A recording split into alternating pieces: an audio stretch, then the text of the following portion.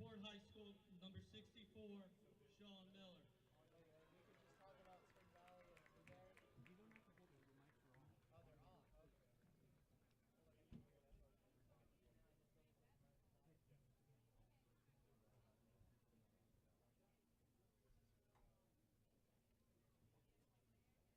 Again, we want to thank Airport Eagles and Lexington Wildcats, and have a great year. Thank you.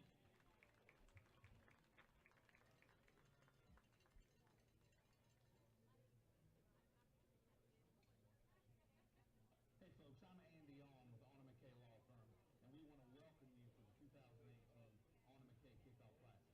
We've got some terrific teams, some of the best teams in the state, playing right here in the Midlands tonight, and we're so excited about the football we're getting ready to see. Thank you for being here, and go team. I'm Tim Slice, Chapin High Class of 1987. And I'm Beth Beanbaum, Chapin High Class of 1983. Generations of Chapin is once again the halftime sponsor of the 2018 McKay Kickoff Classic. At the end of each game, Generations will be presenting 3 awards: Best Offensive Player, Best Defensive Player, and the Most Valuable Player. Good luck to all the teams participating tonight in your upcoming season. Go Eagles! Hi, I'm Peggy Long with Exit Palmetto, and I am so excited about the great football teams here tonight, representing many fabulous areas in the Midlands. I do business in all of these areas. If you're ever looking to buy or sell real estate, let me get you on the map. Welcome them in, tell them who you are, introduce yourself, and then you're picked to marry Elizabeth with Andy On.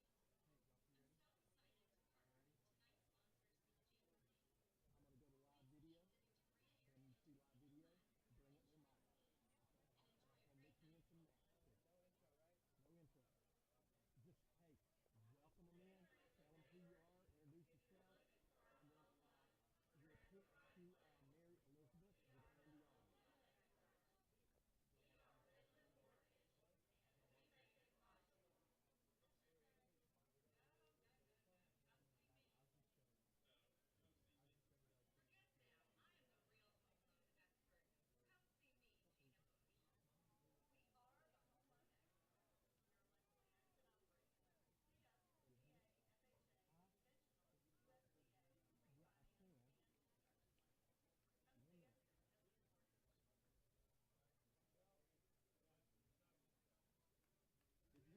estate needs, call On and McKay, a WFG title insurance agent, at 803-744-0824. Welcome to Cecil Woolbright Field. I'm Hayden Skaggs, And I'm Madison Condry. and you're watching CSPN Live. Today's matchup, we're going to have Spring Valley Vikings against the Newberry Bulldogs in the 2018 McKay Jamboree Classic. So, Addison, what do you think is going to be Spring Valley's keys to today's success? Well, I think really the biggest key is them finding somebody in the linebacker position because they lost their star, Channing Tyndall, who's now actually playing at Georgia. But their secondary is very strong, and they have 3 defensive backs that were named Midland's preseason team. So they have people to make up for it, but they don't have anybody set in the position yet. And looking at Newberry, they did finish with an 11-2 record, going 4-1 in the region. They will have to replace the production of the star running back Amir Abrams, who's now playing college ball at Newberry, after a stellar career at Newberry High, where he did set a lot of rushing records. So Looks here comes like the it's being kickoff. kicked off by Spring Valley. It's going to be a squib kick here. It's going to be biffed, and they're going to call it down about the 18-yard line. And so now we're going to look at Newberry's offense. And this Newberry is coached by Tyon Williams. They'll be playing in the 3A Region 3 with Clinton, Emerald, Mid-Carolina, Union County, and Woodruff this year. And this year they played the Chapin Eagles on September 17th, and it is at 7th. Chapin. Oh, correction, 7th, not 17th.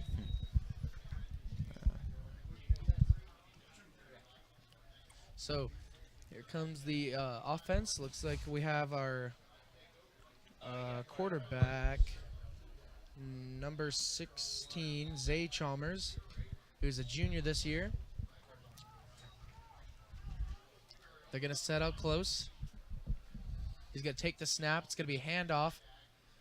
And that's going to be a good gain. Looks like number 5, Amori Wilmore with the carry. It's like he was tackled by number 4, Anthony Wilson, and number 28, who is not listed on the roster.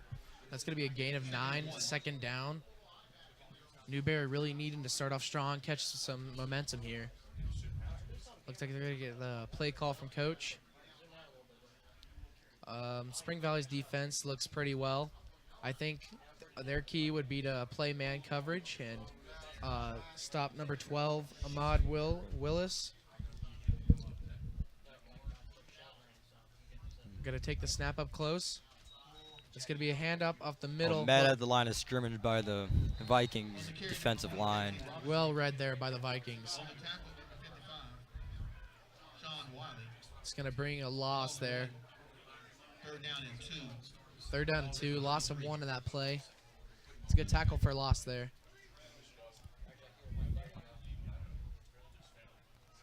Getting the play call from coach, and they're going to go to the huddle. They've got their wideout number 3, Zymir Epps. He's already ready on the line. They're going to set in the I formation. And it's going to be another handoff with a big gap. A big gain. And he's got room to run. He's finally taken brought down by number 3, Khalid Pogue. Great run there by Amori Wilmore. Huge gain. It's going to be a first down for the Bulldogs.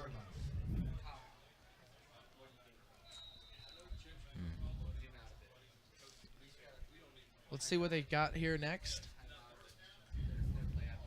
We got the quarterback, Zay Chalmers, going to the huddle now. Epps already going off along with the Willis. Coming up to the line of scrimmage, they're going to be setting up in the I formation again. Looks like Spring Valley is going to set back deep a little bit. Not showing a lot of pressure. It's going to be a pass play. Open caught. That's by Epps. Oh, the ball's knocked loose. And it's looking like Vikings ball. And yes, looks it's gonna like be recovered Vikings by ball.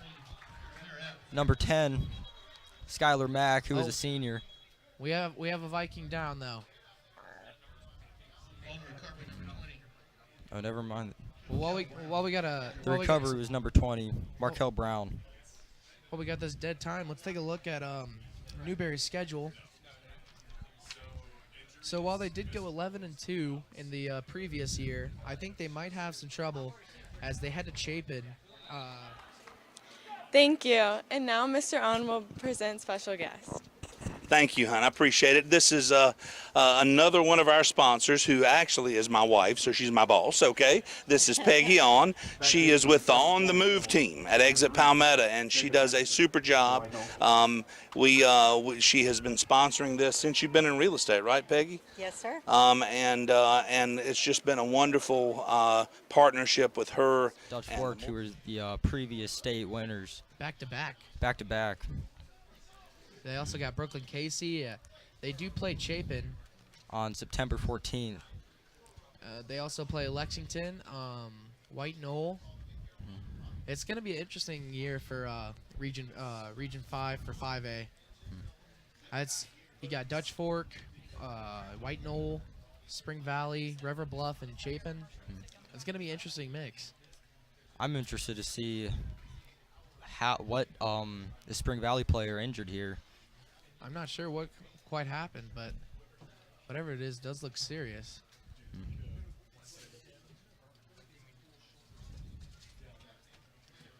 So, what do you think is going to be keys for Newberry? Well, they do have to replace their star running back from last year, which is going to be an issue. Well, not necessarily an issue, but it's going to be a struggle to find somebody that produced as well as they did last year. And also, they really just gotta stop Spring Valley's momentum because they do have 29 seniors returning, so they do know what they're doing. And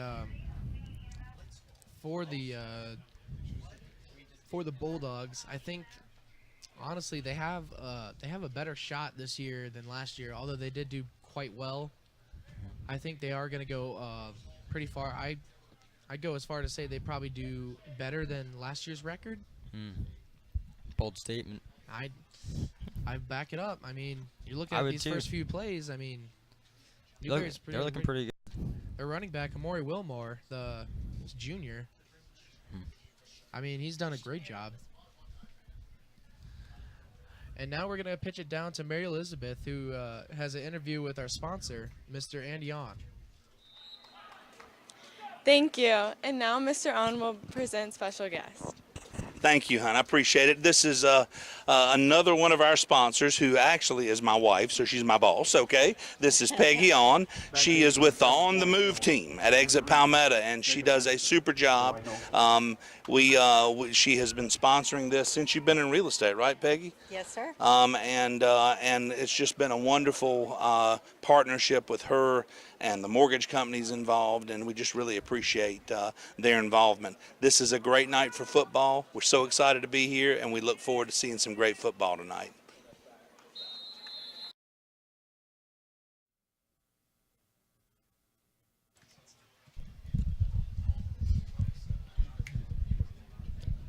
And we're back.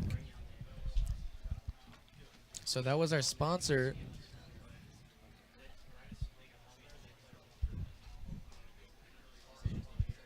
And this Spring Valley player is still hurt. And looks like they're still seeking medical attention there. It's important for the rest of the players here to stay warm. So what other sports do you look forward to for this year for Chapin there? Well, definitely soccer after, 2 or 3 state championships in a row? I think it's 2. Yeah. I like to see how they react to losing all their seniors. I mean, I think Chapin has another shot at playoffs. Oh, definitely. Oh, definitely, yeah. I mean, they just got a phenomenal program going for them right now. I think their new coach, Coach Bob Taylor, I think he's going to lead them to a good victory. All right. And what do you think about Chapin moving from 4A to 5A as sports? Well, it's definitely a big jump, especially in things like football and soccer and it's wrestling as well. But I think a lot of the teams, it might be hard for them at first, like beginning of the season, but they'll get used to it, and they'll be able to compete, definitely. What do you think about other sports like, baseball and lacrosse and, track? How do you think they're going to hold up for themselves this year? Baseball, I definitely think is going to pull out. They'll definitely go far in the playoffs again.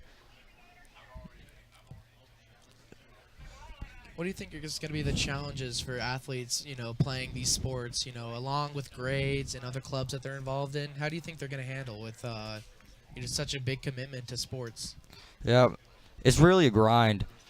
It's just part of it, though. Everybody has to do it, and you just got to do it. I know I speak for both of us from the varsity lacrosse team, but it ain't easy. It is not. You got a project due, but at the same time, you got a big game like in Greenville or Hilton Head. You got a big region game coming up. Truly not easy. It really is not. And I think more people are starting to notice that with giving more student athletes the respect as to throw in another subject to throw in their life. Very true.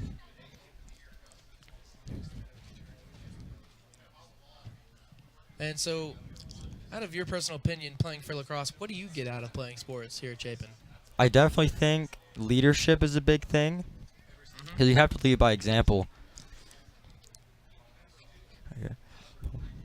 What have you gotten out of playing lacrosse and other sports in general? I mean, I definitely got a new look on chemistry, like team chemistry, is in getting used to your players.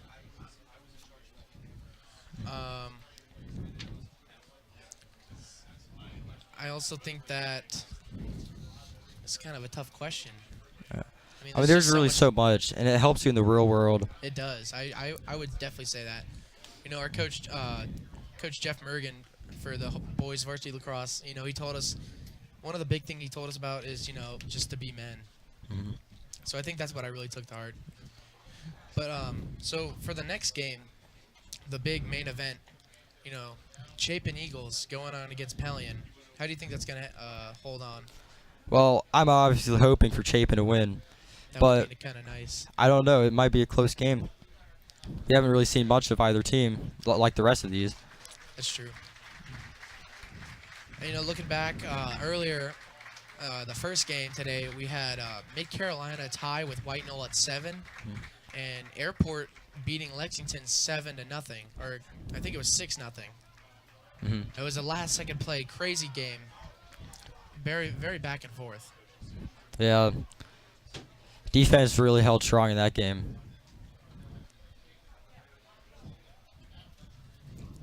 I think, and looking back at Chapin, so they got returning 13 starters overall, and they went 7-4 last year, 3-1 record. They tied for first in the region. They did lose in the first round to Crestwood, but I think that was just a fluke. I think honestly, I think we're gonna do a little better this year in the playoffs.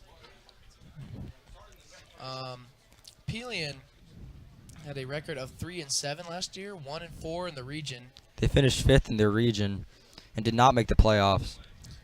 They do have 11 returning seniors though for this year. And in their region, 3A Region 5, they're with Edisto, Gilbert, Storm Thurmond, and Swansea. They are believed to be an improving team, I would say, and they do have one player featured in the All Midlands preseason team. That's their running back, Jeremiah Green, who had 1,300 yards rushing last year for the Panthers. Wow, that's a good amount. I mean, I definitely say that's one thing to really look on when you're looking for a player to on your preseason team or just any team in general. I mean, 1,300 yards, that's just incredible. Especially in a high school league. Exactly. On Chapin's side, though, we have Roger Pedroni, who's going to be taking the sole ownership of starting QB, as Rob Gordon has gone to Ben Lippin. Tyson Thomas is the leading rusher, returning from last year's team, and he also has Josh Lloyd back, and he has Cooper Evans this year earning playing time. Wide receiver-wise, the Eagles will need to replace the production of Xavier Gordon and Case Barber, who both graduated, but they do expect Chasen Graves to step up this year, as he's leading the receiver, returning from last year's team. Also be on the lookout for Giovanni Macaluso and Will Hagler this year. They're definitely two players not to sleep on. It looks like we're getting started back up. It looks like Spring Valley is going to take the ball after that timeout.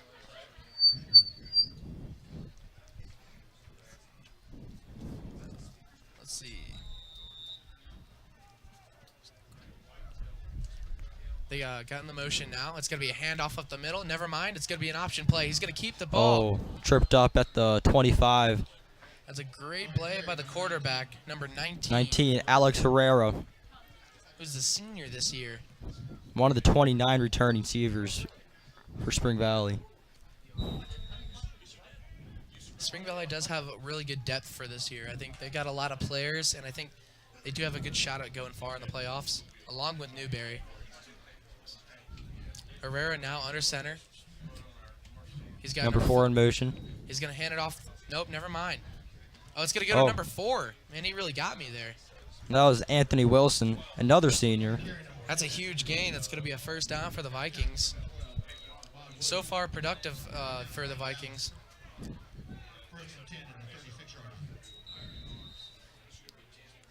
Herrera's now going back. It looks like number 3, Khalif Pog, is going to come out to the side. Got 2 wideouts. He's got a snap. It's going up the middle. Never mind. He's going to keep it. That's going to be a short gain. About 4 yards. Be 2nd and 6. Impressive misconception there by Spring Valley. They've really got me with most of these plays. Oh, yeah. I've been lost at least probably twice. Looks like number 3 is being subbed off. It's Khalif Pogue. It looks like he's going to be subbed off for number 13, Manny Moore, the junior, 6'2". Alex Herrera is under center again. Number 24 in motion. Up the middle. And that's going to be a first down for the Vikings.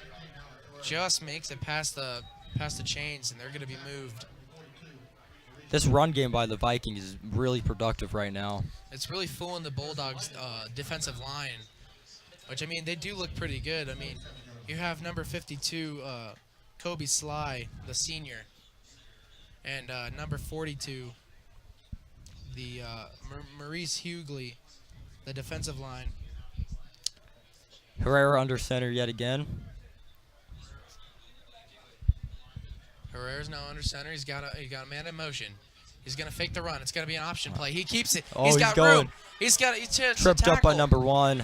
Big gain. That's a huge gain for the Vikings as they get closer to the Bulldogs' red zone. This run game is unstoppable by the Vikings. Looks like he's gonna be down at about the 31-yard line, but that's still a first down. They're really marching down the field right now. I think that fumble earlier was huge for Newberry. It really cost them big as the Vikings are just trotting down the field. They did start at about, I think, right near their own 20-yard line. And they got a pass. Screen. Oh, it's a little just too high. That was aimed for number 12, Malik Wellesley. Who's also a senior. There's just seniors all on this roster. I really think I really think Spring Valley is doing good with putting in the seniors and getting that one last ride for this hurrah season. They're just loaded with experience. That's one thing you got to have when you have a football team is experience. It's another option play. He's gonna fake it. This but time it's he's gonna met. pay. Looks like Newberry finally found there was a tackle by Ahmad Willis. Number 12. A triple threat. He plays wide receiver, quarterback, and I guess defense as well. Wow.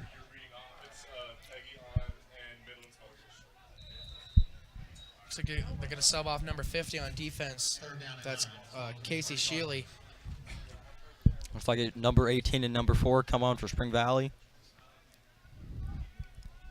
Herrera going under center. He's got a man behind him. Number 4 in motion. It's going to be Pitched a out pitch to play. him. Oh, a nice stiff arm. Goes he around cuts the through. core. He's got it That's to the a 10, touchdown. the 5. Touchdown, Vikings. Number 4, Anthony Wilson, the senior. Excellent play there by Spring Valley. The run game is just incredible right now from the Vikings. That was an amazing stiff arm there by Wilson on that. And I guess it paid off because now they got 6 points. So here comes the extra point now. Looks like Herrera is also the kicker as well as the quarterback. That is true. It looks like Herrera is going to go for the kick and it's right good. down the middle.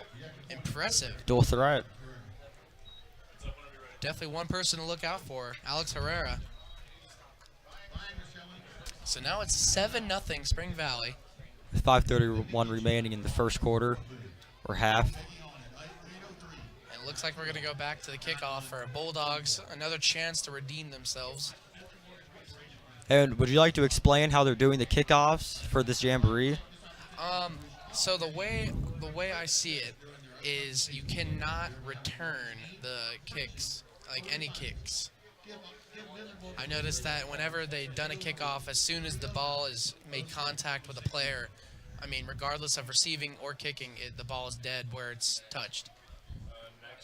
There goes Herrera on the kickoff. You don't see a lot of those. I don't think I've ever seen a quarterback and a kicker all in one. There's not many of them. He's got to have a lot of feet strength along with arm strength. So kudos to Herrera. Here comes the kick. Kick is up. Oh, wow. And wow. Touchback. I don't know what's better, his arm or his leg. Kid's got a boot.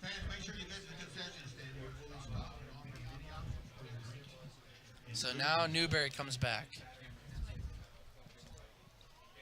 Can Amari Wilmore, the running back, do you think he's got a He's got it in him to tie this game. I sure hope so. Make it closer. I definitely think he can. It's just the play call and whether they can execute. That's true. That's true. Here they come now. Now their first drive, they did play well. They just had the fumble that totally ruined their momentum. That's true. Here comes Chalmers now. Under center. They're going to go in the I formation again. And it's going to be handoff up the middle. Oh, Ooh. There was a decent pocket there. He just fell short. And that was a Maury Wilmore on the carry. That's going to be about a 5-yard gain for the 5-yard gain for the Bulldogs. My bad. Going to bring up 2nd down and 5, or I think 6. Yeah. Correction, 4-yard gain. It's going to be 2nd and 6 for the Bulldogs. Sure is. Chalmers now coming back. They're going under center. I formation. Yet again. He's got 2 receivers to his right. Oh, and we got some Looks movement. like some movement on the line. I think that was a false start on Newberry, number 70 there. Daewon Gary. Let's see. Yep, false start, and that's going to be on Newberry. Man, that's got to hurt them. They just had a good start to their drive, and now they're all the way back. Actually, It's like the first play didn't even happen, really. that's going to be 2nd and 11 from their own 24-yard line.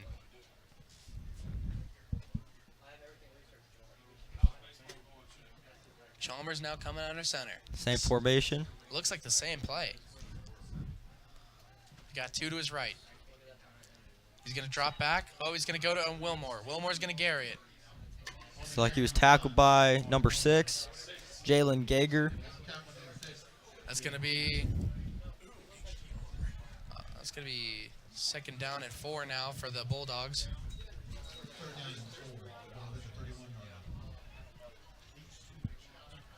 Here comes Chalmers. Now this is a big play for both teams here. This would definitely be big for Newberry, I think, if they get this 3rd down.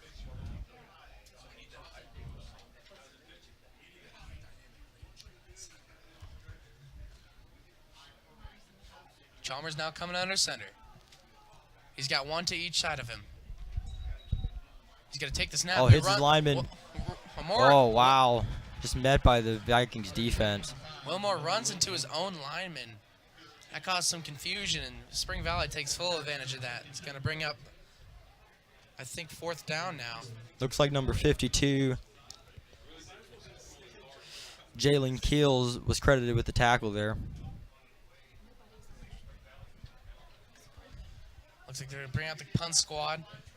Number 12 for the Vikings, Malik Wesley, going to catch the ball. Cannot return any kicks.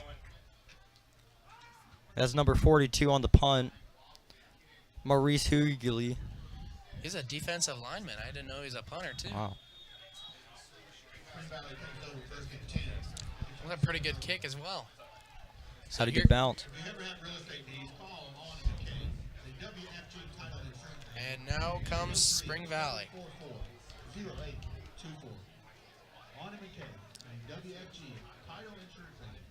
And it looks like it's going to be T.J. Wise as their quarterback. Number 8. Also a senior. Looks like Herrera's not going to come out for this drive.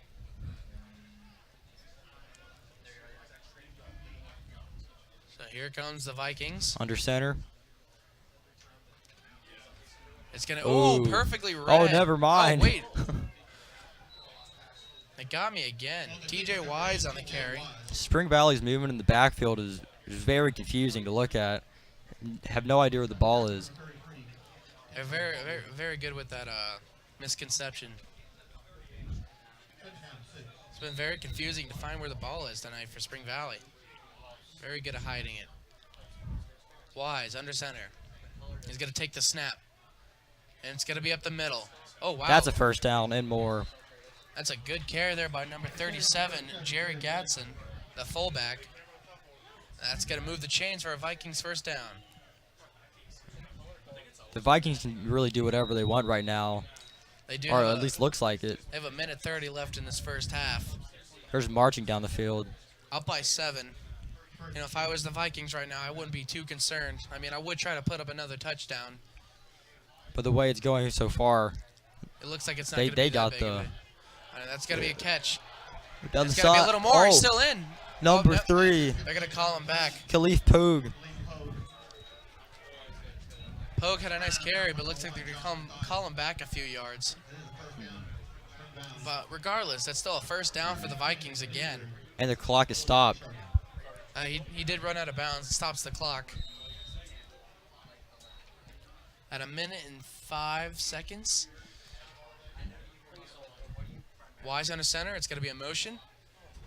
Wise is going to keep the ball. Who tripped up. He's got tripped up by one of the About a one of the 5-yard linemen. gain. Number 42 on Newberry, Maurice Hughley, who also did the punt recently.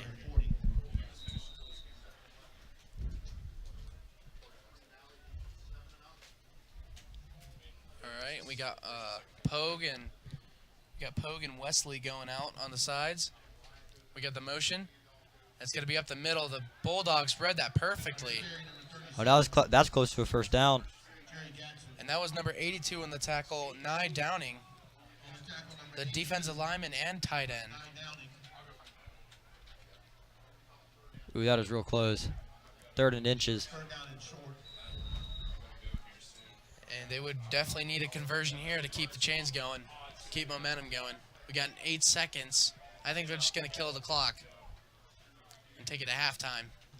Nope, they're going to run it. TJ Wise has the ball, and he's got a few yards. Good run. And that's going to take us to the half. Though. Spring Valley Vikings lead 7-0 over the Newberry Bulldogs. So over this first half of play, what do you think's been big key to Spring Valley leading? Definitely their run game. It is just destroying the Newberry defense. Yeah. What do you think Newberry would need to do in order to stop Spring Valley from dominating on the run game?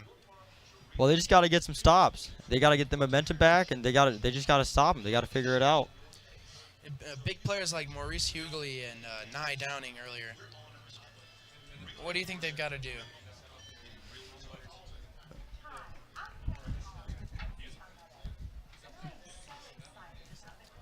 Well, looks like we got to pitch it to our interview. So we're going to go down to Mary Elizabeth, who's going to go to our sponsor, Mr. Andy On, out of Anna McKay. Holding on Mid Carolina. Thanks, guys. I'm so excited to be here with Mr. Andy On. What is it about Chapin football and a night like this that makes an event like this so special? You know, in South Carolina and the South in general, I mean, football's a big thing, right? It's part of our culture. So this is a great night for football. It's hot outside. It's really hot, but we're so excited about being here and excited to have my co-sponsors of the 2018 Anna McKay Kickoff Classic with us tonight. So I'd like to introduce them if I could. This is Jonathan Greer and Adriana with Midland Mortgage. Midland Mortgage is a mortgage company, a local mortgage company that's been in business over 30 years here in South Carolina. They do a super job. We do an awful lot of business with these folks, and this is their 2nd year sponsoring. This is who Midland Mortgage is. They give back. They're super corporate citizens. They do a super job with helping with schools. They help us in buying school supplies at the beginning of the year for a lot of schools, and we're just really thankful for you guys being sponsors again this year, Jonathan. Thank you. Thank you for having me.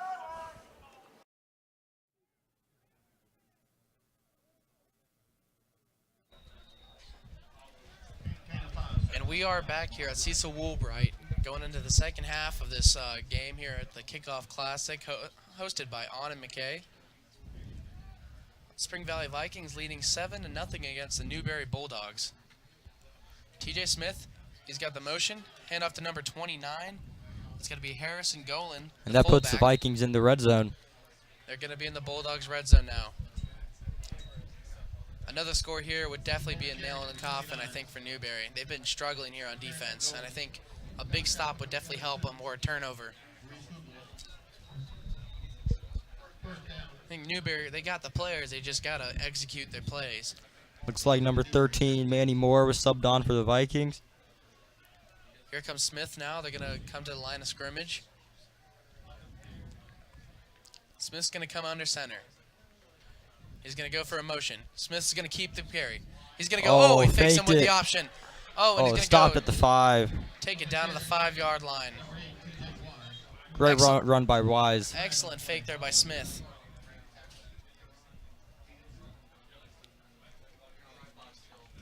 Correction. Excellent run by TJ Wise. Oh, we do have a flag on the play. That's going to be holding on the Spring Valley Vikings. That's going to cost them. That's unfortunate. That was such a good run for him.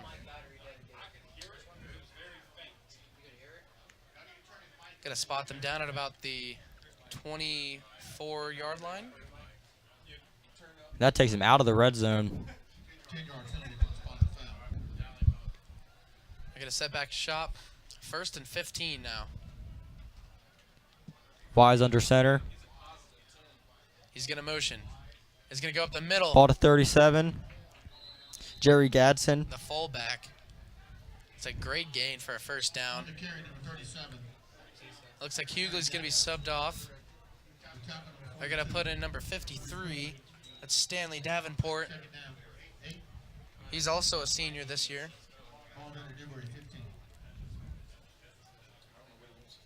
They're now at the Bulldogs' 15-yard line. It's like 2nd and 7. Wise under center.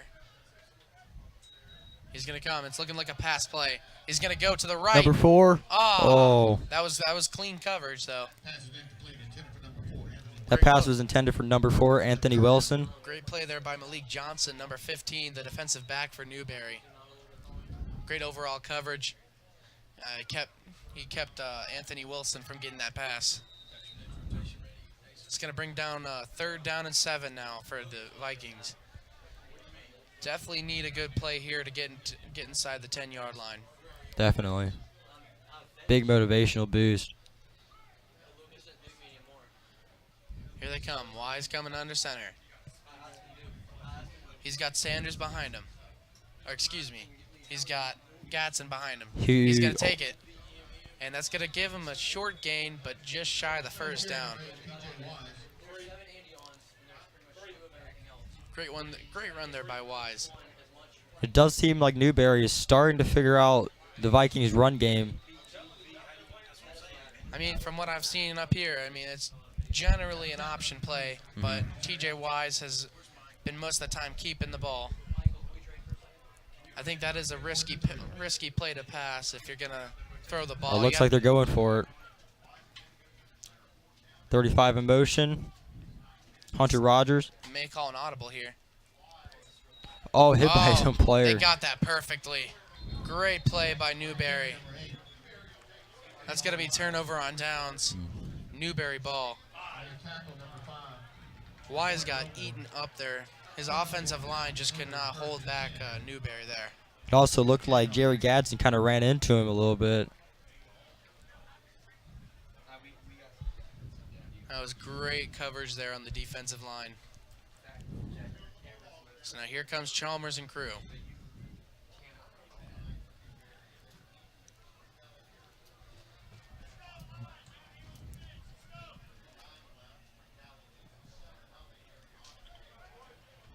So they may be at their 10-yard line, but do you think Newberry has what it takes to take it to the end zone? I think they have it. They just got to execute it. We have a timeout now on Newberry. So what are your impressions on this second half so far? I definitely see a change in momentum for Newberry. I think they're starting to pick it up now. They've definitely started to notice TJ Wise's run game. On that last 4th down, you saw there, he just got eaten alive. There was just nowhere to run. Totally agree. They're starting to understand the movement and the option that they keep running. I'm Andy On with McKay Law. There's probably. Oh, go ahead. I'm sorry. So what do you think Spring Valley needs to do to avoid? Do you think they should change it up? Do you think they should change up the play call, or do you think they just keep going with what they got? I mean, the run game has been working up up until really this last possession. But this is preseason. You might as well try some new stuff. It looks like they might have only passed twice. That's true. Yeah, I definitely did notice that. They haven't passed a lot, and the times they did, it was incomplete, but fair coverage. But here we go. We got the I formation now. Chalmers up under center. He's going to take the snap. He's going to hand it off to Amori Wilmore. And he's going to get a good gain, run through a few Vikings there. Looks like he was tackled by 55, who is Sean Wiley. Another one of the 29 seniors. So now we got, we may have some substitution. Off comes Wilmore. And in comes number 12. That's Ahmad Willis. That multi-position player. He's going to be in the running back position. He's going to, dodges a sack there. He's looking for a run, and he's going to run up the middle. He's got room to go.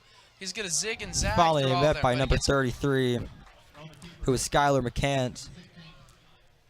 He had a bit of room, but got caught there by McCants. Good tackle there. He avoided a big loss in the backfield.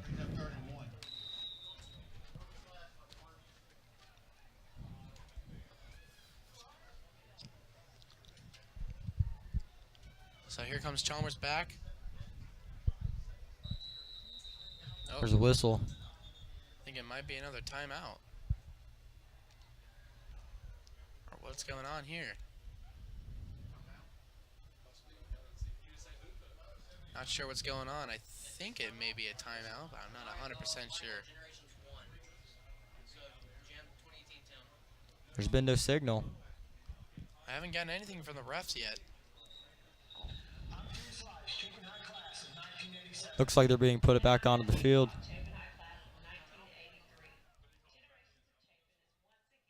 guess so. So here they come back. Not sure what really that was, but here they come back now.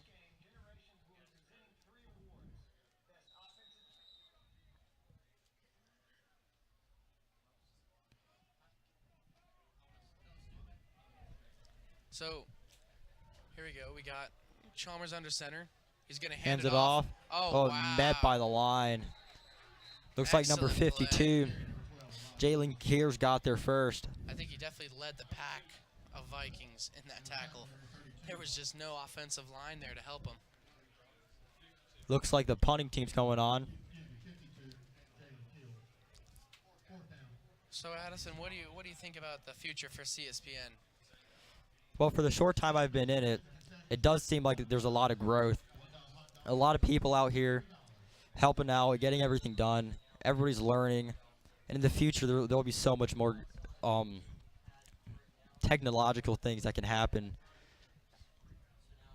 What are your thoughts?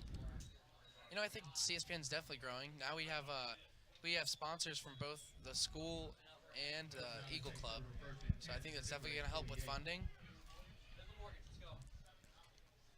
And I think CSPN will definitely grow from that, as well as, you know, we're getting more people who are willing to do it. We have more support. We have more sponsors now. So I think people are definitely realizing the potential we have. Just today at freshman orientation, there was about 19 signatures for new CSPN members. It was very shocking. I mean, back when I was a freshman, there was about maybe 3 that I could remember of, but 19, that's a lot. But here we go. There's a new quarterback. That's Hunter Rogers. It's going to option play. He's going to hand it off to number 21. That's Calvin Johnson.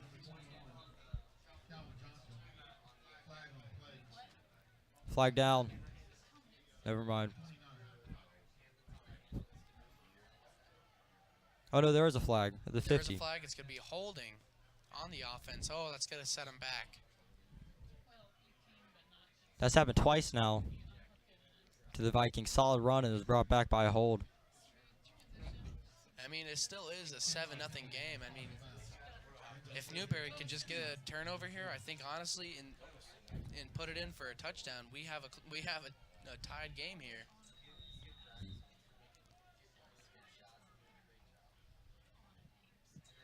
Under center, he's going to hand it off. Oh, read perfectly. Great tackle there. Ended up with about a 5-yard gain still. Number 35, Hunter Rogers. Got tackled by Kentrell Caldwell, the linebacker. Now Rogers is a third quarterback for Spring Valley in this game. I think what I've been noticing a lot of teams do is, they just put every quarterback they got in, just see what they got. I mean, like you said earlier, it is preseason, so, just test out what you got and go from there. Also, it's a good view into the future. That's true. Because the first 2 quarterbacks were seniors, and Hunter Rogers is actually a junior. Rogers under center. He's going to call for a motion. It's number 21, Calvin Johnson. Last time they did this was a touchdown, and it may Oh, be he's that still time. going. He's still going. He's got the first Big down. gain. About to the 35, and that's Calvin Johnson. That's going to be a first down for the Vikings.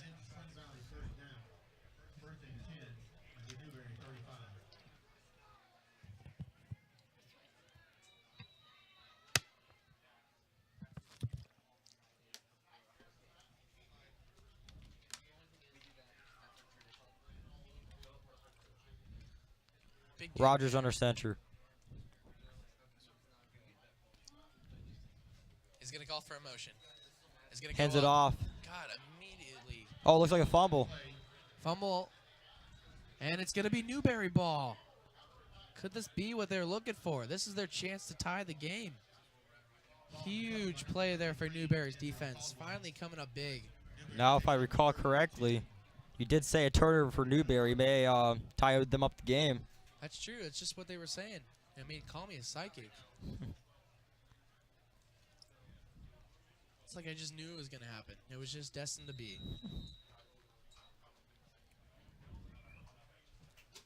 And I couldn't quite tell who lost the ball, but it definitely appeared to happen during the handoff. I think so, too. I could remember, I think I can remember seeing the handoff, and then after that, just going down the hill. So it looks like they're trying to hurry up. They do have 4 minutes and 18 seconds left in the game. And they're going to pass. Goes in deep. Oh, just overthrown. That pass was to number 3, Zymir Epps, the wide receiver. That was double covered by number 35, and I think that's the quarterback, isn't it? Number 35. Oh, that was the quarterback on the last drive. That's Hunter Rogers right there. That was Hunter Rogers and number 23, Ronnie Young. I think Young's also been their running back as well. Looks like they're trying out different positions for them as well. Looks like they might be showing a blitz here for the Vikings. And they don't. Oh, Will. Oh, he's just going to get eaten alive. Offensive line just dissolved there. That's just a sea of green in the backfield. And that's going to be a... Can't even tell who got that tackle. I'd say the whole defense got that tackle. It's going to be a tackle for loss, too. It's third down now. This is a huge momentum play. I think Spring Valley is definitely taken over from that fumble. They definitely want that ball back. And now we're coming down to almost 3 minutes and 30 seconds. And until this game is over, until the main event, Chapin versus Pelion.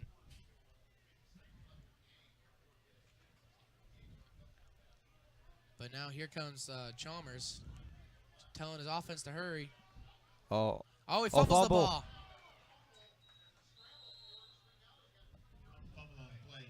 It's going to remain Newberry ball.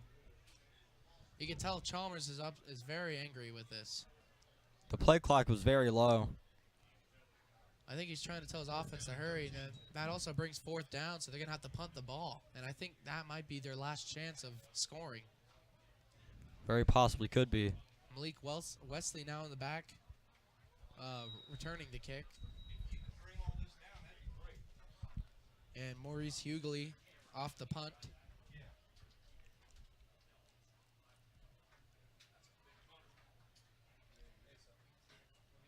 I think they're just going to wind the clock down. If I were Spring Valley, I would mainly just focus on... ball's down. Recovered by Spring Valley. I'm pretty sure that was a live ball, yeah. It was muffed by number 12. That was Malik Wesley. number 29 there, who's not on the roster. But I think he was the only one who read that. I mean, that it was a live ball. Here comes Rogers. He's coming out. Looks like it's going to be Smith again, this quarterback. Wise. Oh. TJ Wise. Correction, TJ Wise. Wise under center. He's going to hand it off, and that's going to go for a short gain of about 3. Got that clock moving, though. A minute 56 now. And I would think they'd be trying to just wind down clock as much as they can.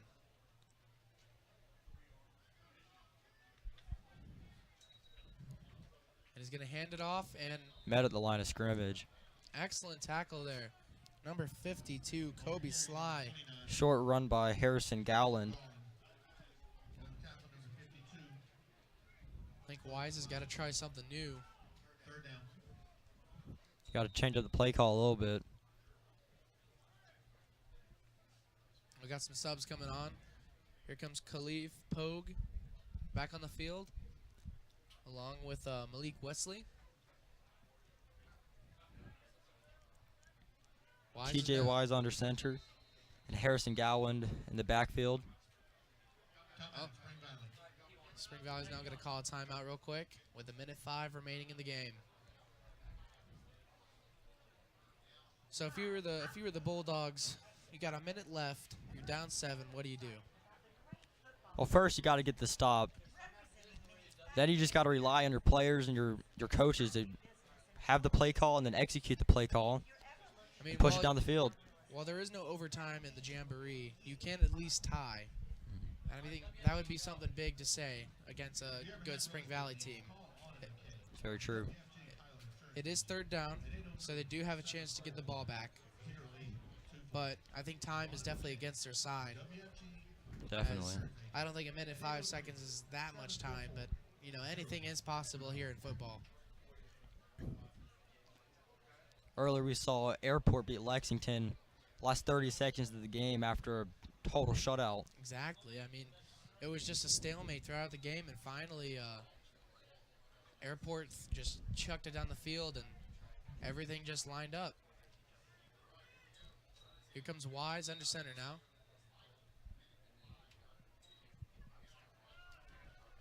It's 3rd They're down. going deep to number He's 12. Got Wesley. That's a touchdown. That's game. 58 seconds remaining. That's your game. Excellent play. Great Perfect catch there pass by Wesley.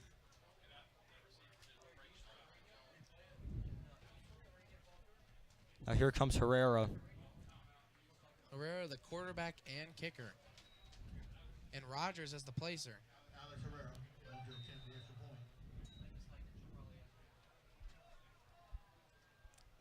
This is to make it 14-0 against the Bulldogs. A poor snap, but a great kick. And extra point is good. 14-0 Vikings, 58 seconds in the game. Definitely nailed the coffin. Really all Newberry can do right now is play for pride. I'd definitely say that. I mean, it's a good thing this is only preseason. So it's not gonna haunt them. But I definitely think this is definitely a learning thing for Newberry. I mean, I would have to say it's great experience for them.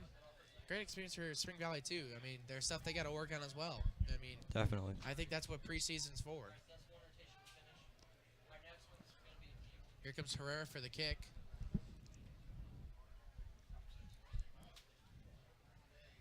And now to see what Newberry does with this limited time they've got.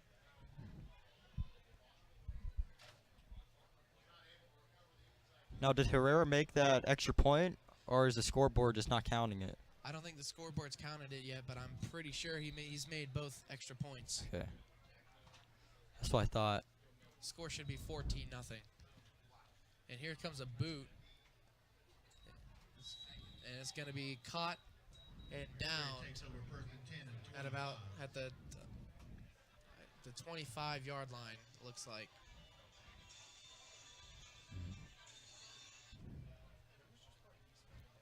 And now for Spring Valley, just to hopefully, just to get the shutout. They did take off 2 seconds, so now it's 56 seconds until the game is done. And if you're looking at an MVP from Spring Valley, who do you think deserves it tonight? I would probably have to say maybe Herrera, just because he had the great first drive and he also kicked, made both his extra points, 2 great kickoffs. But also number 35, Hunter Rogers, he had a good game. Oh, great takedown there by number 74 for Spring Valley, whose name is not listed on the roster, but he read that play perfectly.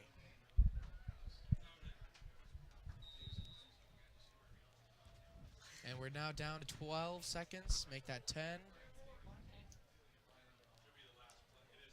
It's a good game for both teams, and Spring Valley is going to take this one 14-0. We're going to sneak one more play in.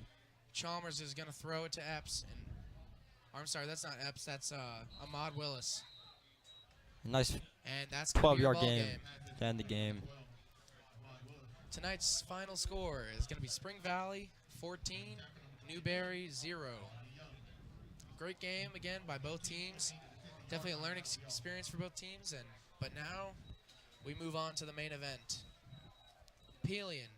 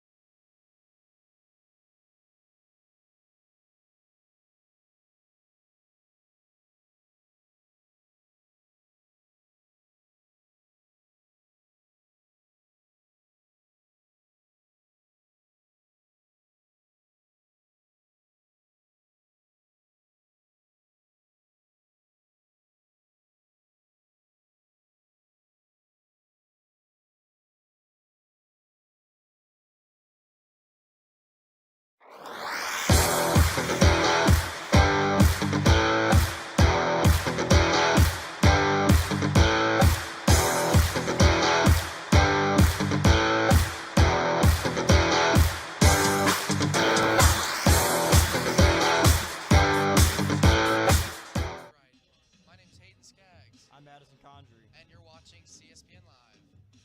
Tonight's matchup, we've got the Pelion Panthers taking on the Chapin Eagles here at the McKay Kickoff Classic. Here tonight, a lovely Saturday evening for football. We've recently had 3 previous games on which White Knoll took on Mid-Carolina. That resulted in a tie, 7 each. We had Airport with a last-second victory touchdown over the win with Lexington, 7-0. This recent game, Spring Valley won 14-0 over Newberry. And now we have the main event, Pelion versus Chapin.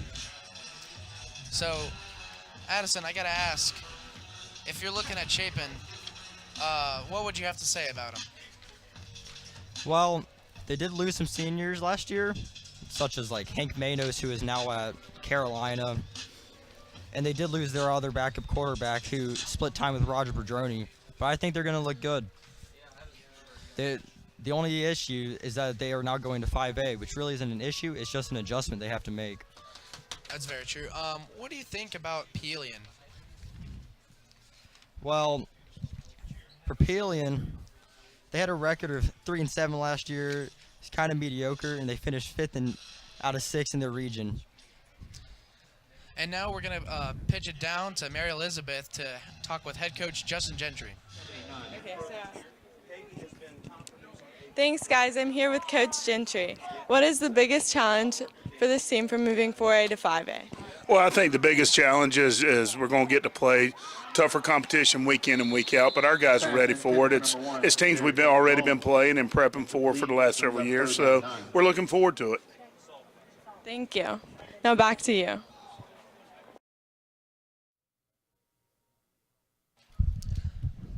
And we're back. And now we're looking at Alex Nelson to kick it off here for Chapin Eagles. And Pelion's going to get the ball first here tonight.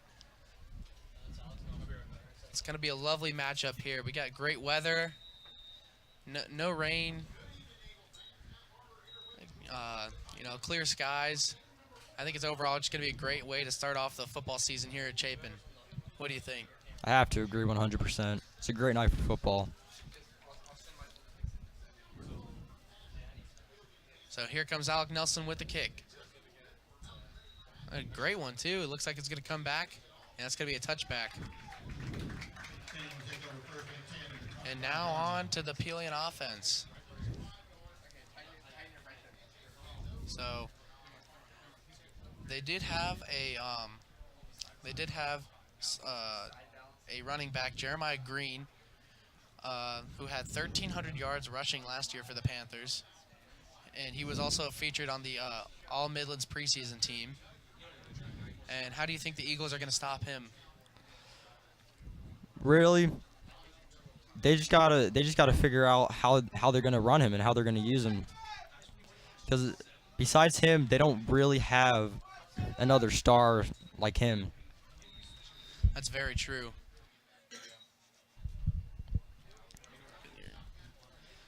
And we got the snap going. That's the first snap of the game. A short gain. It looks like it's going to be about 2nd and 7.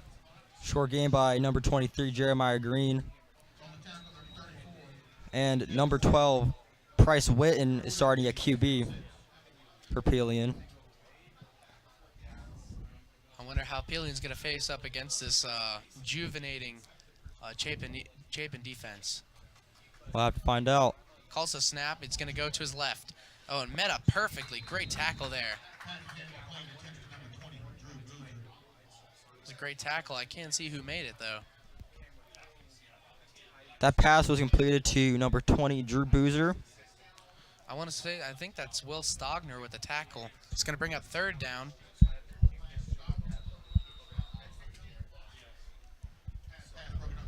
You know, I do notice they have some sophomores on here, and even some freshmen. Wow. And I think that's got to be kind of stressful, you know, looking at a varsity football team that's, you know, big business. One of the first competitions for him. Pass attempted. And it's going to be incomplete, bringing up 4th down. Quick 3 and out for Pelion. That's a great way to start for Chapin Eagles. They're going to send out They're going to send out their return. They've got Trey Lyles and Gio Macaluso returning the kick. Number 20, Drew Boozer, is going to be punting away. He actually just caught a previous reception, I think on second down.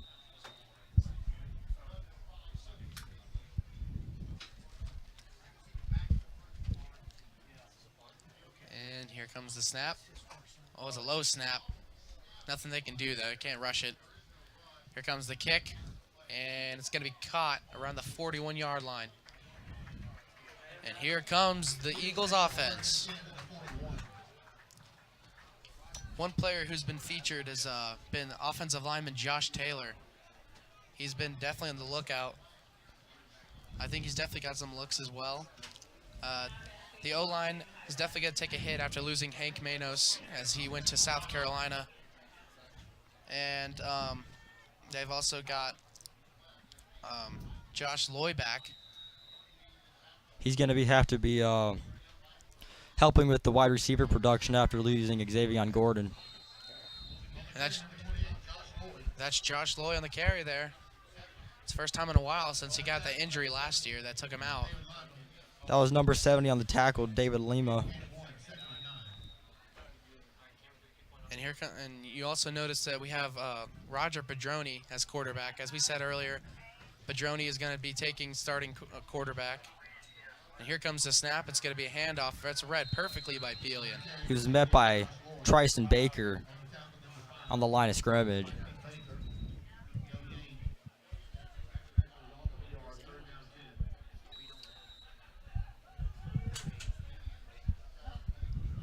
Does bring up third down now. Let's see what the Eagles have in store.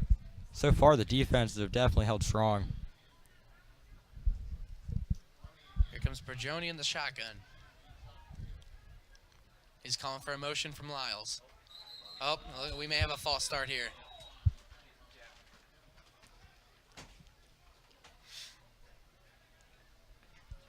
Yep, false start on the Eagles. That's going to be a huge turn. It's still third down, but now it's going to be 3rd and 15. Or I don't know how they're going to come out from this.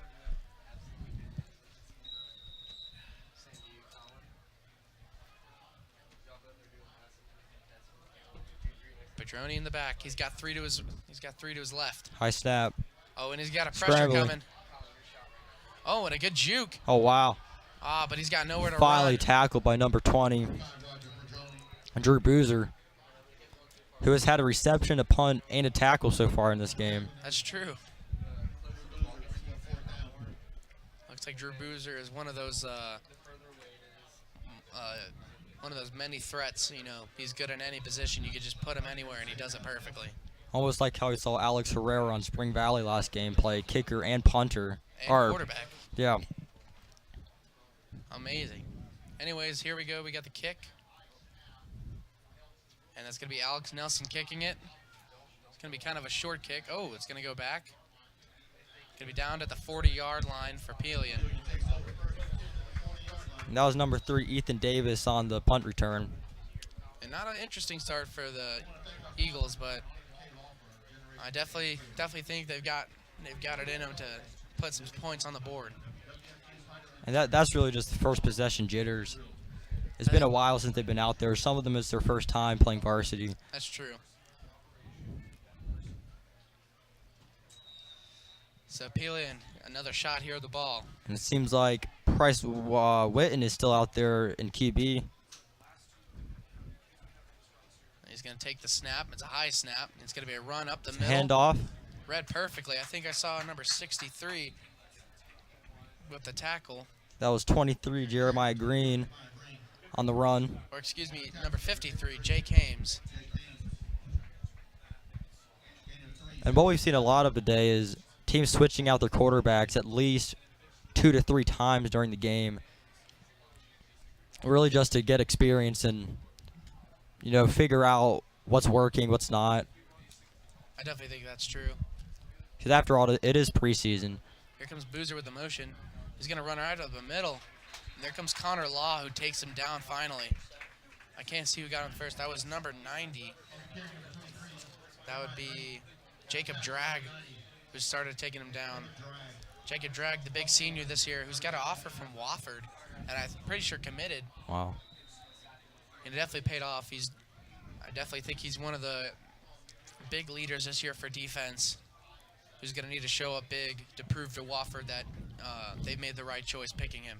And on the last down, number 30, Peyton Witten, actually received the snap instead of, I'm assuming they're related, Price Witten, who is now under center or in shotgun here. Oh, another high snap there. Witten's in trouble. He's got nowhere to go. Excellent tackle. Great work by the defense. Number 67. That's Garrett Hike. Great job there. It really seems like the Pelion offense cannot figure anything out that's working right now. And I think it's what you said earlier. It's just the jitters. I mean, both teams haven't played. This is their first time getting experience again. Very true. And as you saw with the last game, Spring Valley have finally got the points going. Here comes a snap. It's going to come back. It's going to be Giovanni Macaluso who takes it. And that was Drew Bruiser again on the punt. That's going to be down at the 28-yard line for the Eagles. And now the Eagles have another shot at the ball to put up 6.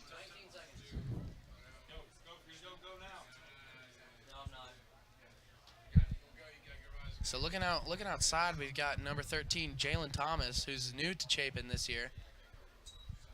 He was previously played for Irmo, but has now moved to Chapin, and I think Chapin really benefited from that. Padroni in trouble, and he's going to run. He's got room. Oh, he's wow, still on making a people seat. miss. Great gain by Padroni. That's going to go to about the 46-yard line, and a first down for the Eagles. Padroni, as Jalen Thomas, they both came from Irmo. Padroni actually came last year. Thomas came this year. Definitely see more people coming to Chapin this year, and it's definitely helping out in the field. Yeah. Oh, and there's a handoff. Ooh, a good bounce back, and I think that was Josh Loy. Yes, it was. Josh Loy in the carry. That's going to be 2nd down and 7. Or, correction, 6. Now the tackle, that was number 50, Jacob Lucas.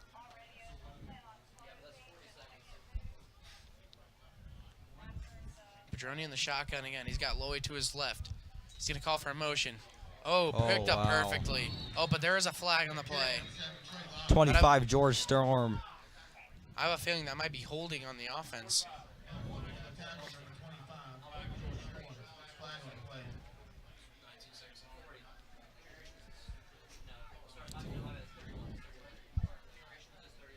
Let's see. Yep, it was holding. They're going to decline the penalty, though. They liked how they liked where they got him. It's 3rd down and long. But, don't count on Chapin. Just like that last play, Roger Padroni just ran it down for a solid gain. But now 3rd and long.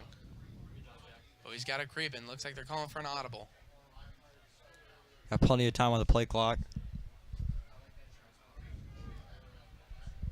And he's going to take the snap. It's a little high. Padroni's got time. He's going to roll to his right. Oh, and he dodges, breaks some ankles. Oh, and just that's shy. very close. That's very close.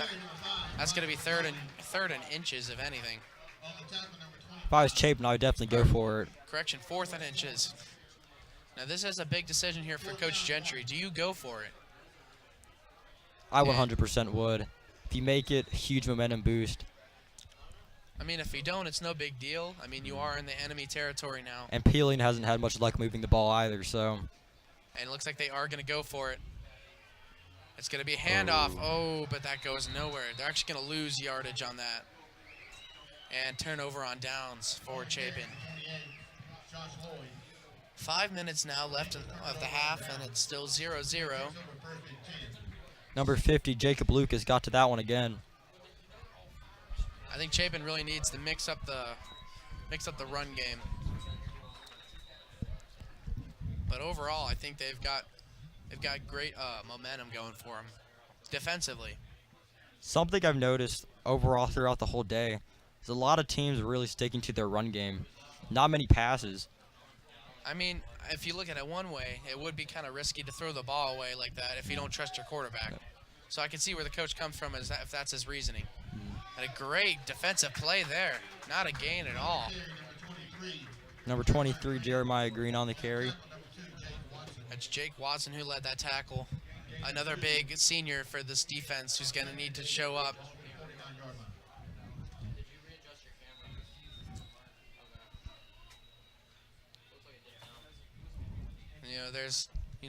I've talked about Jacob Drag earlier, Wofford commit, senior, and you got Jake Watson, a senior, who's been a pretty good key player for this defense throughout his career. And you've also got to look at the juniors as well. Here comes a snap up the middle. It's going to go for a short gain. It's going to bring up third and, I want to say, 5 yards. That was Jeremiah Green again on the run. It's going to third down and 6. My apologies. 3rd and 6 now for the Pelion Panthers. This is exactly where Chapin wants them. Little gain. They want them to feel like they're not going anywhere. And they're doing just that.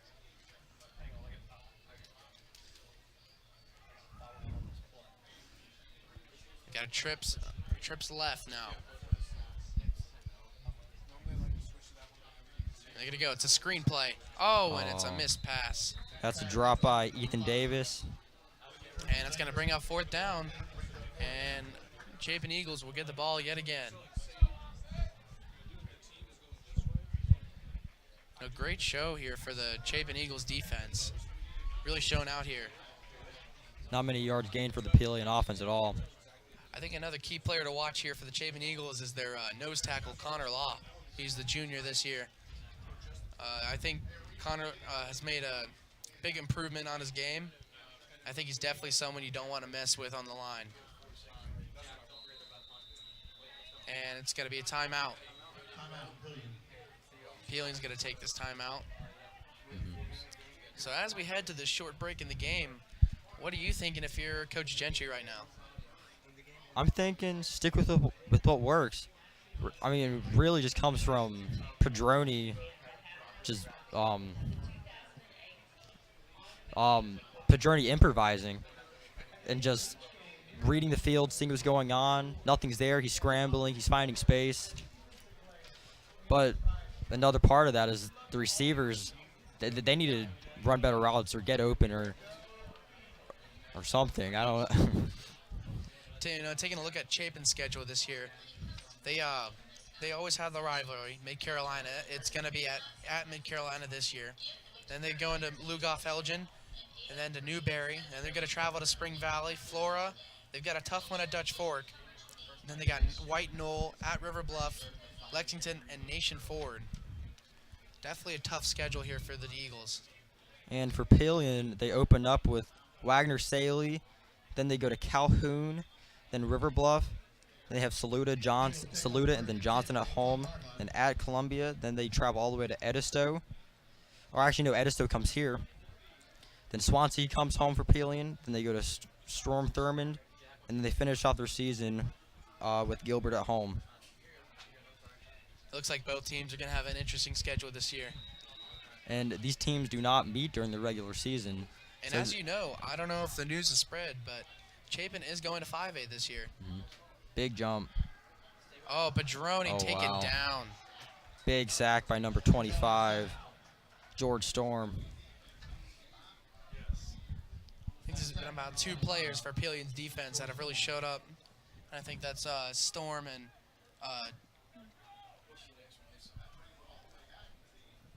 Second down, 19. And who was that other player? Oh, it was Lima. David Lima. He had a great tackle earlier.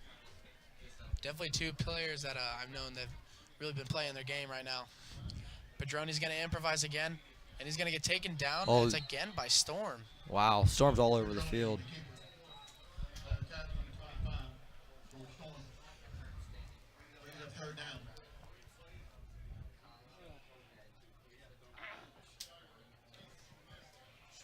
I'm going to put out an early prediction for defensive MVP of this game so far, and it's got to be George Storm.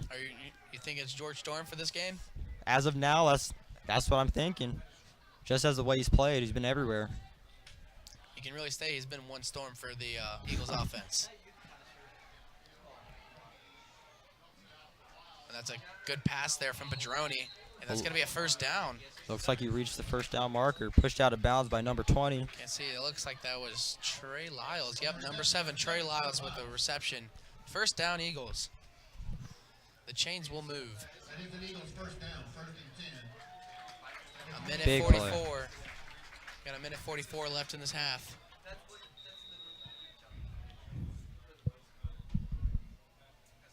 And they got 100 seconds left.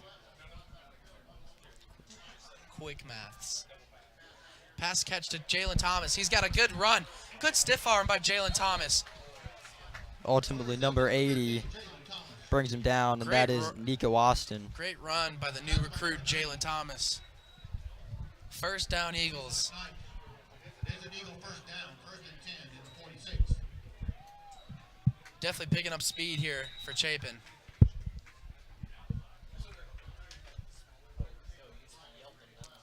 Padroni now in the shotgun. He's going to take the snap. It's a little high. It's a quick pass. Caught. And they got speed. It looked like it's number 19, Gio Macaluso. Brought down by number 20. Another big reception. And that's going to be a Chapin Eagles first down. That's another Eagle first down, first and 10. I believe that's Boozer's third tackle this game, as long as 2 punts and a reception. Boozer's been all over the place.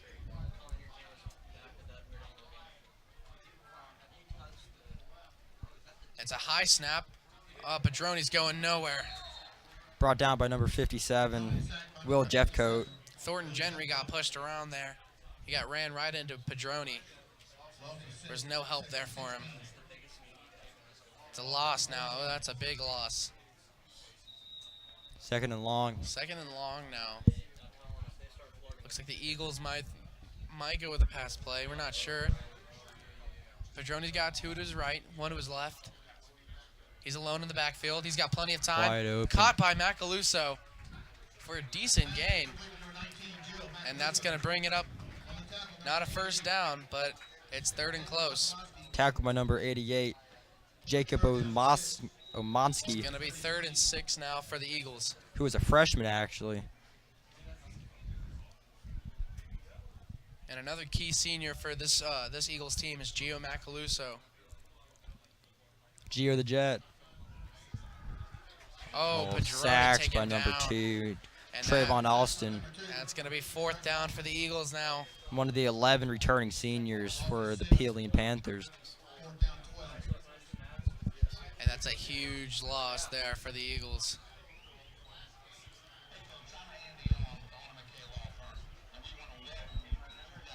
And it looks like we were taking a short timeout here for the Eagles. And now we're going to throw it down to Mary Elizabeth with our sponsor, Mr. Andion of Anna McKay. Thank you. And now Mr. On will present special guest.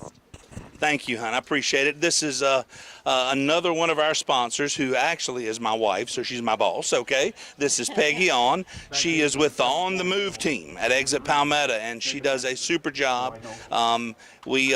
She has been sponsoring this since you've been in real estate, right, Peggy? Yes, sir. And it's just been a wonderful partnership with her and the mortgage companies involved, and we just really appreciate their involvement. This is a great night for football. We're so excited to be here, and we look forward to seeing some great football tonight.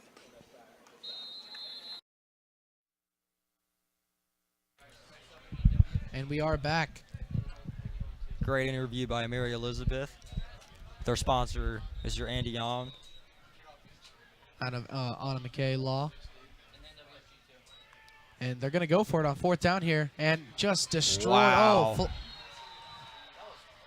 and a flag comes down, I believe. That could be face mask. I'm not sure, though. George Storm with another tackle. I saw that This was one kind of a sack. rough hit there on Padroni. I could be wrong. Oh, face mask defense. Oh. Could that be a first down? I think it might be. 5-yard face mask. Oh, 5 5 yard. yard. My bad. Play 4th down.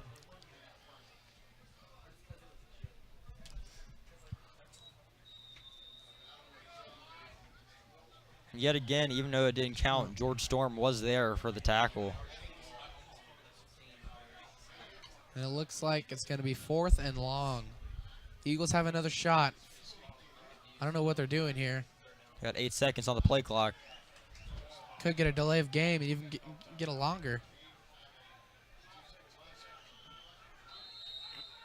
Timeout. Oh. Chapin takes a timeout. You see Chapin struggling here on the sideline. What do you think's going on? I don't know. It must have been a miscommunication between the players and the coaches.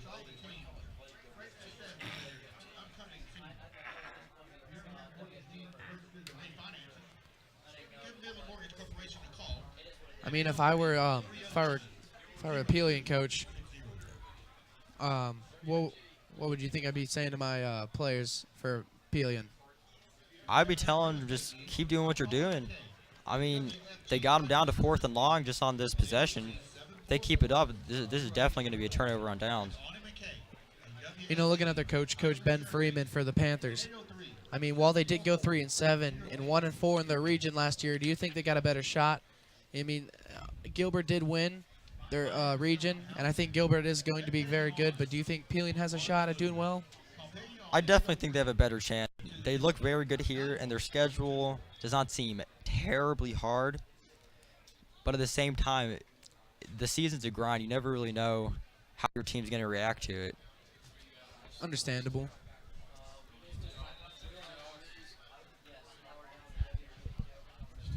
And now we got 4th and long. Padroni with the snap. Pressure. Pressure now. What's Padroni going to do? He's got to throw it long. Oh! Incomplete. Wow. George Storm on the pressure. What a catch, though. What was Only that if he had number? challenges. Is that Will Martin on the catch? Oh, no, that was 81. That was Jason Graves, the senior. That was amazing catch, but I guess that was out of bounds. It looked like he kept his foot in, but I guess not. Ball went off the first player. Went right to him. So turnover on downs. Pelion ball now. Pelion has not changed their quarterback like a lot of the other teams have so far. And it is the second half. He's going to take the snap. That's the number 2. And he's got room to run. And That's a first down for Pelion. Trayvon Austin, one of the 11 seniors on this Pelion team.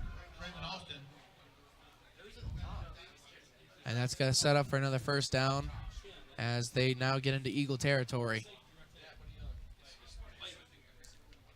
Will Stogner now subbing on for Jordan Thomas.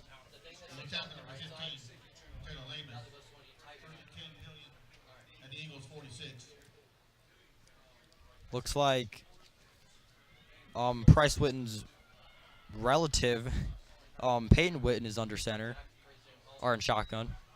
And that's going to be a handoff going up, and good for a short gain. Garrett Hike with the tackle there. And that was Jeremiah Green on the run. That's going to bring up it's 2nd and 7 now.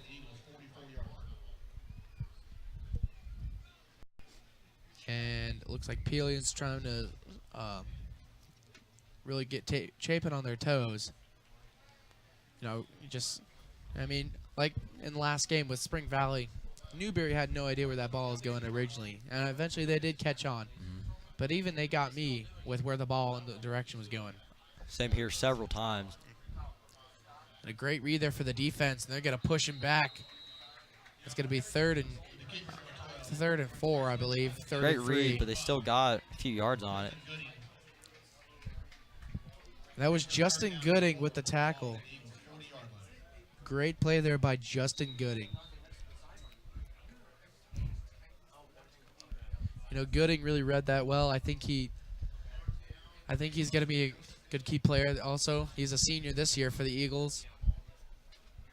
And I don't know where would the defense be without Justin Gooding. He's also a dual sport athlete. He does play lacrosse in the spring. That is true. He will be a lacrosse player this spring. Oh, and a good tackle there. Peyton Witten taken down in the backfield. That was number 53, Jake Hames, with the tackle. On the tackle, number 53, Jake Haynes. And now brings up 4th down for the Panthers. And they're going to go for it. And they are going to go for it.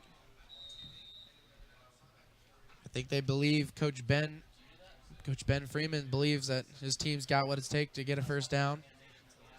And that's Price Witten back behind center.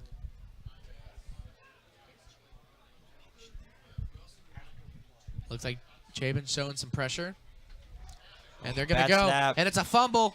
Fumble on the Recovered ball, by recovered Chapin. by Trey Lyles. Play covered by number 7.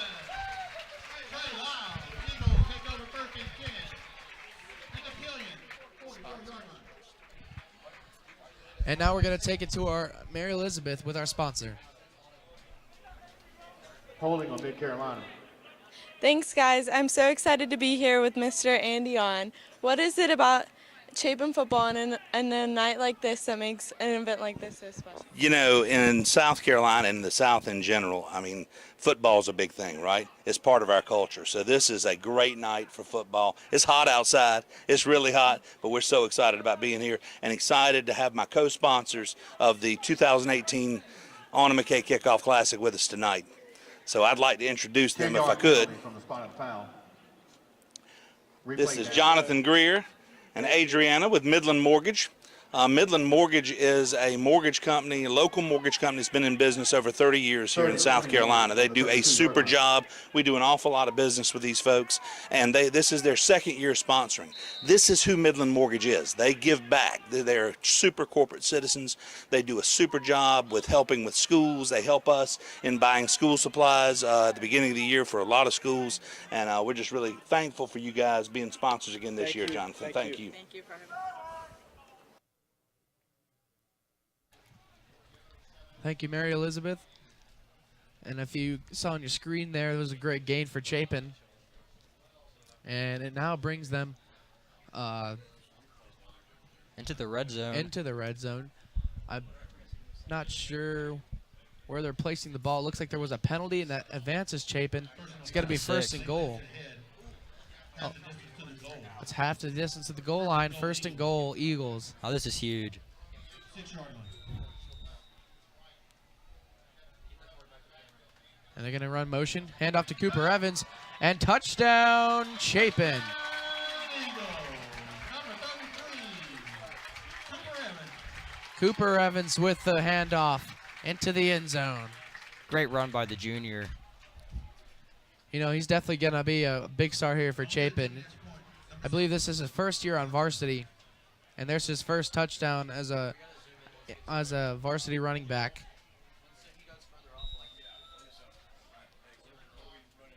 Here comes Alex Nelson for the extra point.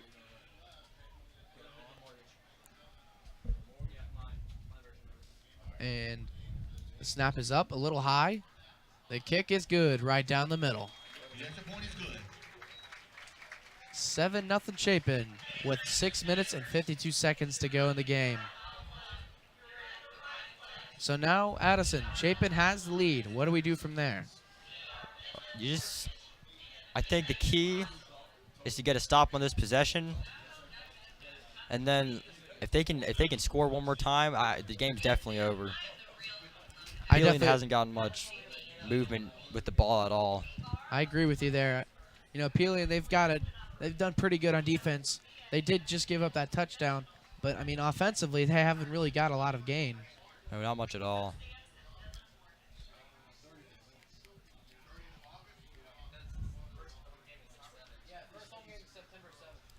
Alex Nelson now coming out to kick for the Eagles.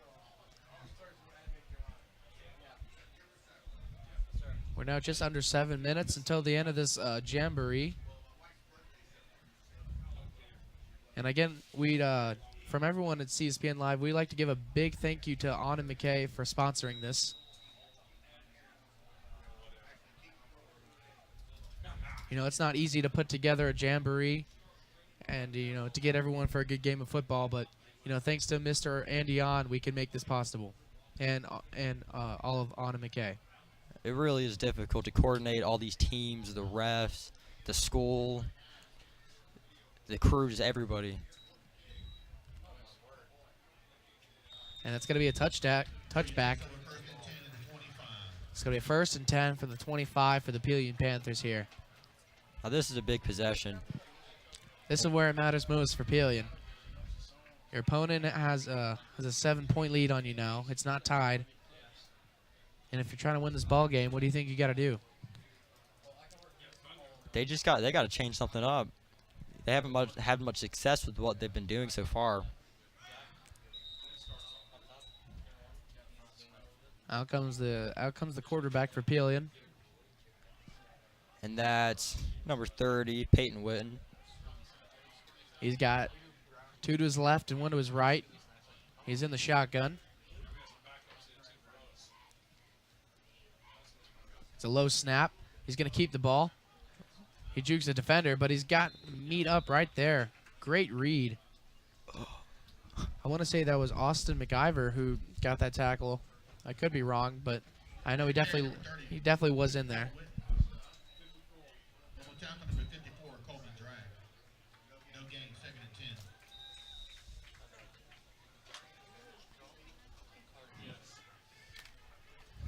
This is definitely big for Chapin here. You know, keep the lead, keep the momentum alive, keep the spirit alive. They've got Pelion right where they want them. It's a handoff, number 7, Brian Hall. On the carry, number 7, Brian Hall.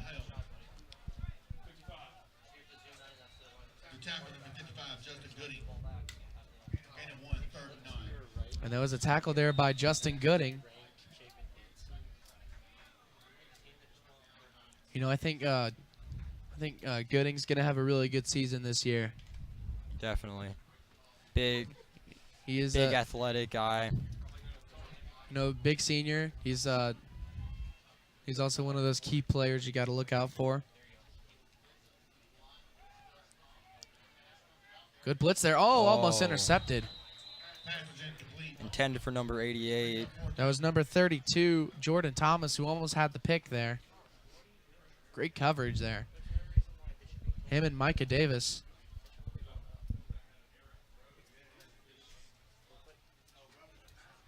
Now with 5 minutes left in this jamboree. Oh, there was a flag. There was a roughing the passer call on Chapin. Oh, that's going to be huge. That's a 1st down 2 for Pelion. I was about to say you might as well go for it. There's 5 minutes left in the jamboree. But they didn't end up having to. That's really big for Pelion.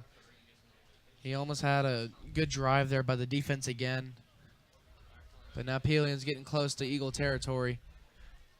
They're at their own 40-yard line. Whitman with the snap. It's a little low. He's going to fake the handoff. And that's for a short gain of maybe 1 yard. That was Peyton Witten on the keeper. I believe that may have been Justin Gooding on the tackle. Wow. 91, Timmy Pillar. Correction, it was not Justin Gooding. It was Timmy Peeler, number 91. Oh, there's going to be... Not sure what the call was. I think I missed it, but Pelion is going to go back about 5 yards. So it's still 1st down. May even be better for them after the short gain. This may be what Chapin needed. Now they got Pelion at a long distance to the 1st down marker. It is 1st down, but I think this Chapin defense can really hold on.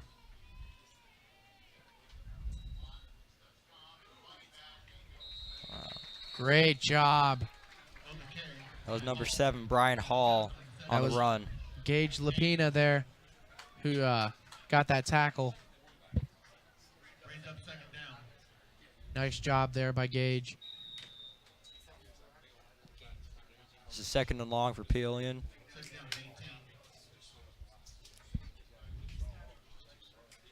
It's going to be second and long for Pelion now.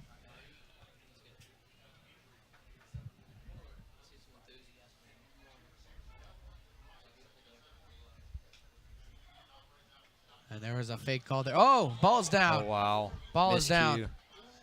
Miscue. Miscommunication there, big time. And luckily, running back got it, but taken down by number 92, Knox Hill.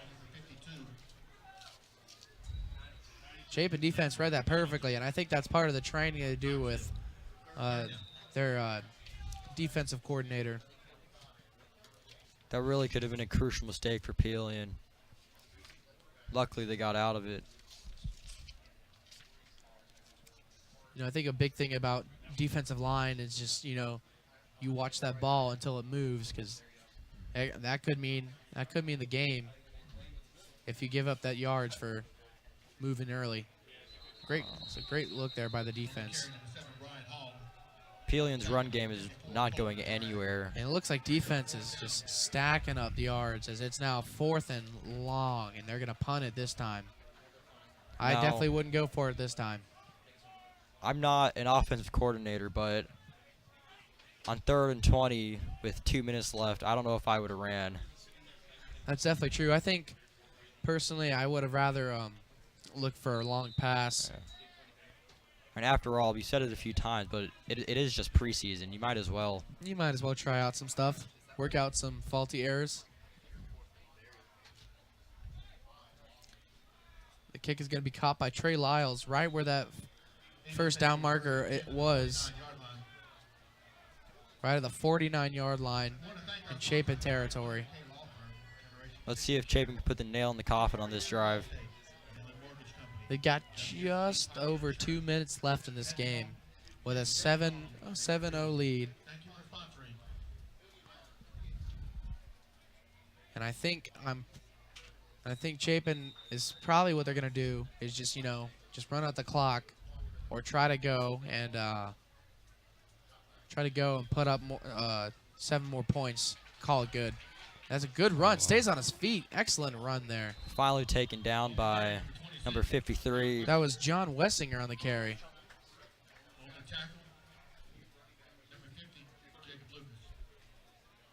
Oh, correction. That was not number 53. That was number 50, Jacob Lucas. He's got Wessinger. Roger Padroni's got Wessinger to his right. It's going to be another handoff to Wessinger. Another good gain. Tackled by number 32, Logan Sharp. Wessinger is a junior this year, and he's not a force to be reckoned with. He can rock you pretty hard. True. Just like you saw earlier, he stood up on his feet. I mean, he's got great stability. I think that's what makes him a good running back. That play moved the chains. Another handoff. And he's going to go for big. John Wessinger, impressive debut for varsity. Finally tackled by number 88. And I don't know if you already pointed this out, but that does look like a new quarterback for Chapin. Let's see here. I think it might be in. It is. I think that is Dawson Ryder. He is also a dual sport athlete. I could be wrong. Oh, and that's a perfect run. Stays on his feet. Finally taken down by number 4. And yes, to confirm, that is number 18, Dawson Ryder, the backup quarterback, who does play lacrosse as well with Justin Gooding. We got a lot of dual sport athletes here at Chapin. And we do start to see a trend going towards lacrosse, and I think the program definitely gains from that. You also have number 2, Jake Watson, who started playing lacrosse. But that's going to be your ball game, folks. 7-0 Chapin. 7-0 Chapin. Starting out the preseason with a win. I think that's pretty good. Now going back earlier, on the 24th of August, your Chapin Eagles are going to take on the Mid-Carolina Rebels for the Battle of the Bell. And I think that's going to be an interesting game at Mid-Carolina this year. Another key game is going to be River Bluff and at Dutch Fork. That's going to be a very tough game for the Eagles. And looking at Pelion, they've got Gilbert to worry about. That's their season finale. It's at Pelion. That's October 26th. But here from CSPN Live, I'm Hayden Skaggs. I'm Madison Condry. Thank you for watching. See you later.